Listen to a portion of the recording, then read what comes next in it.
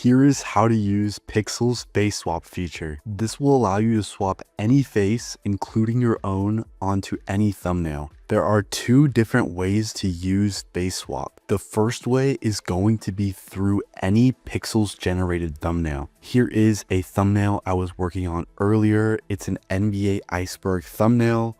All I need to do is click on this thumbnail, then click edit, and then on FaceSwap. The FaceSwap feature is going to be found within the edit feature, so if you ever need to find it, that is where it's going to be. My persona for the FaceSwap is already selected, so now all I need to do is press generate. There we go, our thumbnail is now done. As you can see, my face is swapped onto this thumbnail. I can compare it to what it was before. As you can see, it did a very nice face change. And yeah, that is the first way to use FaceSwap. The second way to use FaceSwap is to swap your face onto already existing YouTube thumbnails.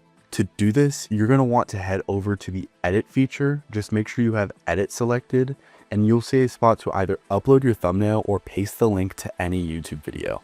I went ahead and added the thumbnail that I will be using as an example. Now all I need to do is press edit, head over to FaceSwap, and then select my persona. Now let's generate. Okay, my thumbnail is now done. As you can see, this has my face on it. I can also compare this with the original to see the change that it made.